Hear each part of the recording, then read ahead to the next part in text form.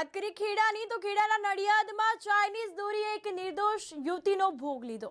મયુરી નામની 25 વર્ષીય યુવતીનું ચાઇનીઝ દોરીથી ગળું કપાયું હતું। નડિયાદના વાણિયાવળથી ફતેપુરા જવાના રોડ વિસ્તારમાં આ ઘટના બની હતી। તો યુવતી એક્ટિવા પર જઈ રહી હતી તે દરમિયાન ફતેપુરા રોડ વિસ્તારમાં આ ઘટના સર્જાઈ હતી। ચાઇનીઝ દોરીથી યુવતીનું ગળું કપાતા યુવતીને સારવાર અર્થે હોસ્પિટલ ખસેડવામાં આવી હતી, પરંતુ યુવતીને સારવાર મળે તે પહેલા જ યુવતીનું મોત નીપજ્યું હતું। પરિવારમાં શોકનું મોજું ફરી વળ્યું। એ મારા નાના બહેનની દીકરી હતી અને અહીં ફ્લેટમાં કામ કરવા આવતી હતી। એ કામ કરીને ઘરે આવતી હતી અને પતંગનો દોરો ગળામાં ભરાયો।